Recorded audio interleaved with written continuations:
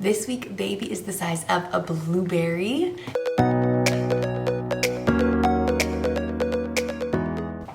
Hi everybody, I'm Cecilia and you're watching the Derrys.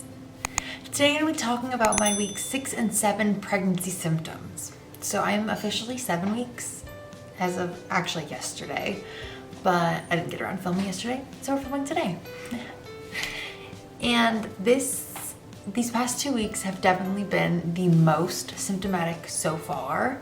So between 5 weeks and 6 weeks, I was nauseous a lot, but that's pretty much it. I gagged a few times. I maybe puked like once, but from week 6 to 7, I puked every single day, multiple times a day. It was really rough, like really rough. And I don't expect it to really be getting any better because with both of my other kids, I was nauseous from about 6 weeks until like 12, 13, 14 weeks.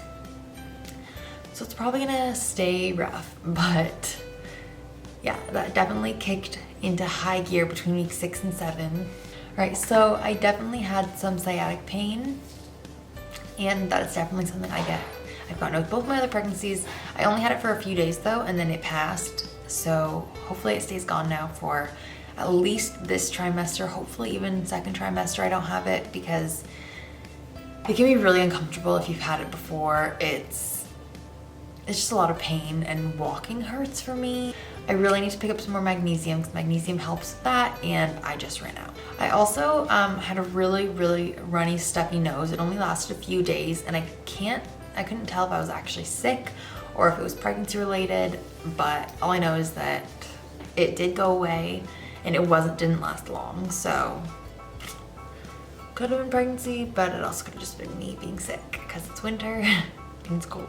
Between weeks 6 and 7, I really started to get a lot of pain when I would either like twist a certain way or lift the kids. So like I nurse Mason still. He's 2.5. He's a pretty big toddler.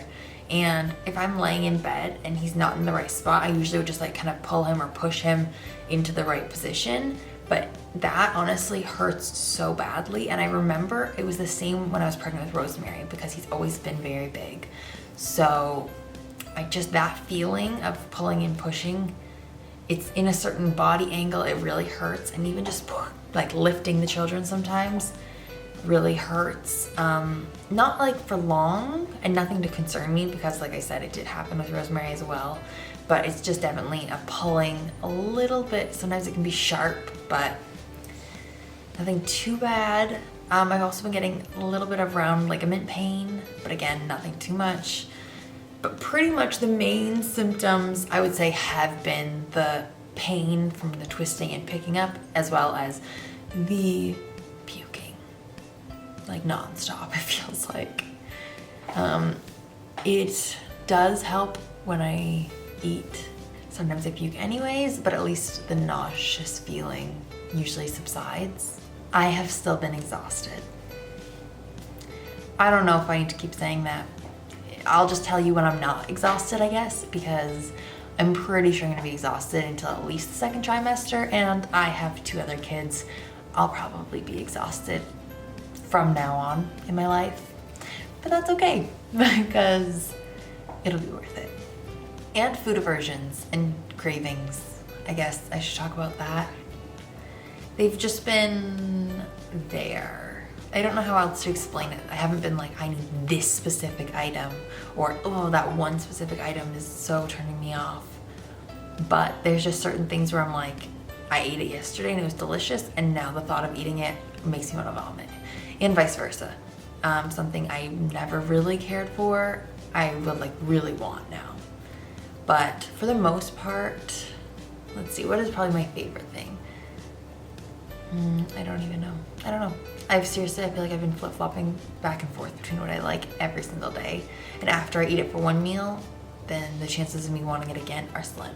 This week, baby is the size of a blueberry. In the past 2 weeks, the baby's heart has started beating, and his or her, I'm gonna probably flip back and forth between them because I don't know, but baby's eyes and nose and mouth are all starting to form just a little bit, as well as the baby's starting to develop little leg nubs and little toes. So that's very exciting. The baby has doubled in size. The baby is the size of a blueberry this week. And last week it was, well, it's doubled. Let's see, the past 2 weeks, I think it's doubled both times, and I think it continues to double pretty much for a while. This is what the baby looks like at 7 weeks. I'll show you my belly.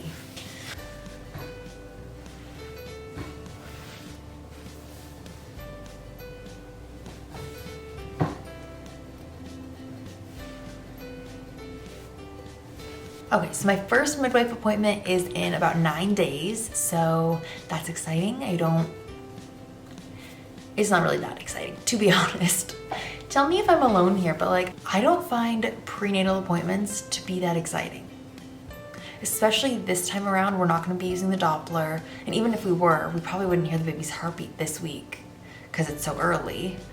But for any appointment, we're not gonna be using the Doppler, we're not gonna be getting ultrasounds.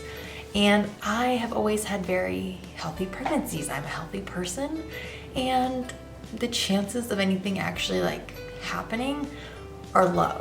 So I just kind of am like, they're just kind of boring.